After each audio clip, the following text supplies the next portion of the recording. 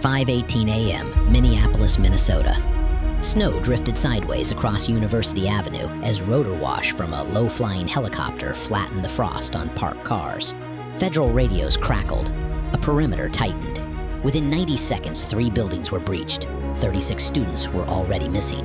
$14.2 million in cash would be seized before sunrise. 7 arrests would follow by noon. And by nightfall, a Midwestern campus would no longer be calm. What followed would expose a betrayal hiding behind academic banners and patriotic slogans. If you want the full truth, hit like so this story reaches more people. The breaking alerts came in fragments. Federal warrants executed. DHS assisted. FBI HRT on scene. ICE HSI leading victim recovery. The numbers were staggering. 36 students trafficked. 12 shell companies. 8 states touched. 3 foreign money routes. 2 years of silence. One office at the center of it all. Let me show you. Hit like so this story reaches more people. 5:21 a.m., Minneapolis, Minnesota. Agents moved with speed and purpose. A battering ram struck the glass doors of a modern administrative building along Church Street. Inside, security cameras caught silhouettes scattering. No note, no phone, no trace. Thermal imaging showed movement behind a false wall. Canine units barked. A flashbang popped. Silence followed. The campus that prided itself on openness was sealed, detained, and searched. What they uncovered was not misconduct. It was a pipeline. Months earlier, the investigation began with a single report filed at 11:42 p.m. Campus housing coordinator. A sophomore from Duluth had checked in for 12 days. Her access card had appeared. Her phone was connected near Interstate 94 at 2:17 a.m. 2 weeks later, a second report. Then a third. Different majors, different dorms, same pattern. National staff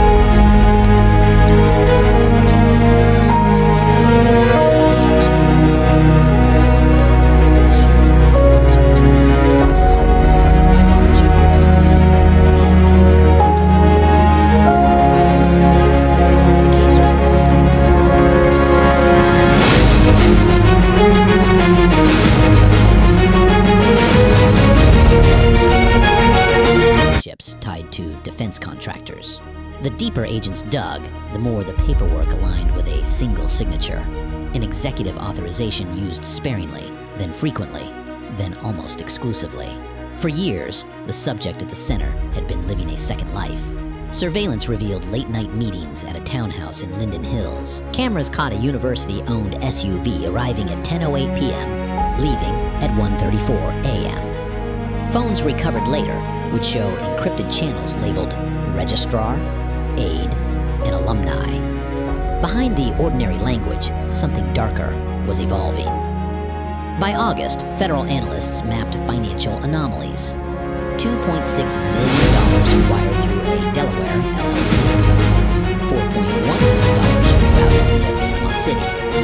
$1.9 million converted to cryptocurrency and dispersed across 27 wallets.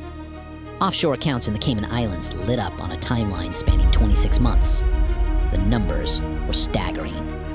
Every trail pointed to the same place. The order came at 3:12 a.m. 3:12 a.m., St. Paul, Minnesota. A command center hummed inside a nondescript federal building near Shepherd Road. Maps displayed red markers across Minneapolis, St. Paul, Bloomington, Rochester, and Mankato. Additional pins blinked in Chicago, Madison, Des Moines, Omaha, and Kansas City. 8 states, 22 locations, 1 synchronized strike. FBI HRT rehearsed breaches. ICE HSI coordinated victim recovery teams. DEA tactical stood by for narcotics interdiction tied to the money flow. U.S. Marshals prepared arrest teams. Minnesota State Patrol secured traffic corridors. Weather reports warned of freezing fog. Visibility, 400 feet. Perfect for containment. Agents checked equipment. Night vision, thermal scopes, evidence bags, chain of custody logs, pre-labeled. The briefing was clinical, no theatrics. This was not chaos. It was precision. At 4:52 a.m., the green light flashed. 4:52 a.m., Minneapolis, Minnesota. Helicopter blades roared over the Mississippi. Engines idled at staging points along Washington Avenue and University Avenue. Tactical teams advanced, perimeter set, doors breached. In a student services annex, agents encountered resistance. 2 private security contractors, armed, serial numbers filed off their pistols. They were detained without shots fired. Guns, cash, silence. In a basement records room, a hidden safe slid open behind a bookshelf. Inside, $3.8 million in bundled cash, vacuum sealed. Ledgers with coded entries, initials, dates, amounts. Phones with encrypted messages. A USB drive labeled commencement. Thermal imaging showed another void behind drywall. A second breach revealed passports, 36 of them, domestic and foreign. Some with fresh visas, others with stamps from Mexico City, Bogota, and Warsaw. What they found next changed the scope. 5:18 a.m., Minneapolis, Minnesota. At an off-campus townhouse near Lake Harriet, agents breached a reinforced door. Inside, duffel bags lined a hallway, cash stacked in 10s and 20s. A money counter warm to the touch. On a desk, contracts referencing placements and logistics support. Behind the desk, a locked cabinet contained a university seal embosser and blank letterhead. Institutional betrayal, stamped and signed. Comment truth if you believe the students deserved protection. Simultaneous strikes unfolded across the region. In Bloomington, a storage unit yielded 14 kilograms of cocaine tied to laundering operations. In St. Paul, a shell company office housed servers running encrypted channels. In Rochester, a rural property concealed a shipping container retrofitted with bunks. In Mankato, a rented warehouse held surveillance equipment and burner phones. 112 devices, logged and bagged. At 6:02 a.m., U.S. Marshals executed an arrest warrant at a secured residence. The subject, identified in indictments as a senior executive administrator of a Minnesota public university, was taken into custody without incident. No statement, no resistance. A life built on trust collapsed in seconds. By 7:10 a.m., ICE HSI located the first group of victims at a motel off Interstate 35 near Owatonna. 6 students, dehydrated, afraid, alive. Medical teams stabilized them. 1 was pregnant. Another hadn't contacted family in 8 months. Their testimony would later confirm the pattern. Promises of internships, travel, service opportunities, then control, then transfer. Type yes if you want to see all targets hit at once. As dawn broke, evidence continued to surface. In an executive office on campus, agents found a false ceiling panel concealing a ledger dating back 24 months. Each line corresponded to a student ID. Next to it, a code. Analysts cracked it by noon. The codes mapped to destinations, handlers, and payments. $75,000 per transfer, sometimes $120,000. The line between law and crime had been erased. Financial forensics painted the network. 12 shell companies across Delaware, Nevada, and Wyoming. Payments routed through Panama and Malta. Cryptocurrency conversions tied to exchanges in Estonia and Singapore. Funds flowed to intermediaries with ties to transnational criminal organizations. Names surfaced: CJNG, Sinaloa, Balkan trafficking rings operating through Poland and Romania. This was not a minor crime. This was a systemic threat. Cameras caught campus administrators entering meetings at odd hours. Surveillance revealed off-books security escorts. Records showed expedited approvals bypassing standard checks. Diplomatic immunity was invoked once, unsuccessfully. The shock spread faster than news alerts. By mid-morning, federal briefings confirmed the scope. 36 students trafficked, 22 locations searched, 7 arrests, $14.2 million seized, weapons recovered, 9 pistols, 2 rifles, 1 shotgun, narcotics seized, 14 kilograms cocaine, 3 kilograms fentanyl linked through laundering. Documents, 1,200 pages.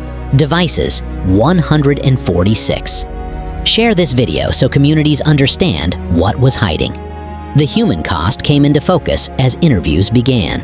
A junior from St. Cloud described being reassigned an advisor overnight. A graduate student from Nairobi recounted visa pressure. A freshman from Bemidji said her scholarship vanished unless she agreed to travel. Not families, not refugees, young men and women pursuing education. Trust inside institutions weakened. The network's architecture was deliberate.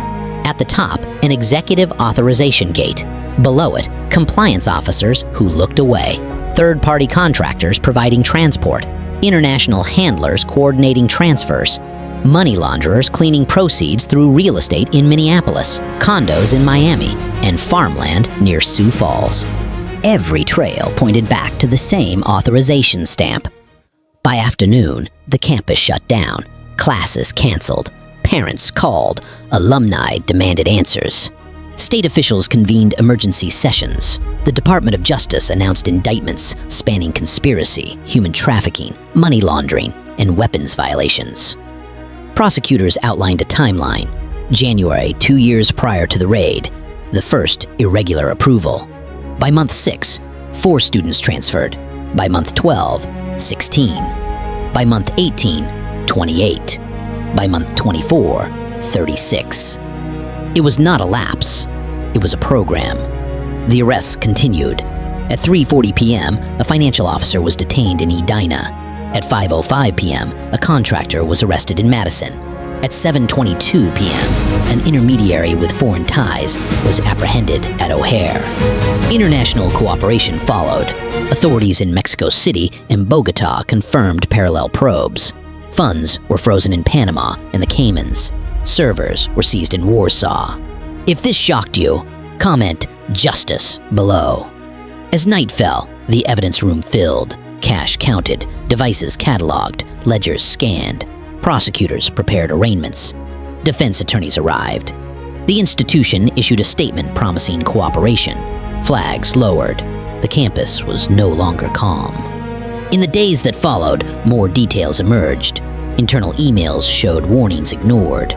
Audit reports flagged anomalies dismissed as clerical errors. Whistleblowers sidelined. A culture of deference exploited. The betrayal cut deep because it wore the uniform of legitimacy. Community impact rippled outward. Neighborhoods questioned safety. Families grappled with fear. International students wondered who to trust. Enrollment offices nationwide reviewed safeguards. Lawmakers proposed reforms. But for 36 students, the damage was already done. The numbers remained stark. 36 victims, 26 months, 8 states, 3 foreign routes, 12 shell companies, $14.2 million seized, 7 arrests, with more pending. The scale was undeniable. In court filings, prosecutors described a calculated abuse of institutional authority. Judges ordered detention, bail denied in 2 cases due to flight risk, assets forfeited, properties seized. The fight moved from dawn raids to courtrooms. And yet, the warning lingered. Democracy relies on trust. Education depends on guardianship. Security assumes integrity. When those pillars crack, the harm spreads quietly, efficiently, and far beyond a single campus. This case was not about a building or a title. It was about what happens when oversight fails and power goes unchecked. As investigations continue, authorities caution that this is not isolated. Systems are only as strong as their weakest gate. Vigilance is not optional. It is essential. In the final briefings, agents spoke plainly. The work continues. Victims will be supported. Networks will be dismantled. Accountability will follow. Comment your thoughts below. Hit like if you believe institutions must be held to the highest standard. Subscribe to stay informed as this case unfolds, because this is only the beginning.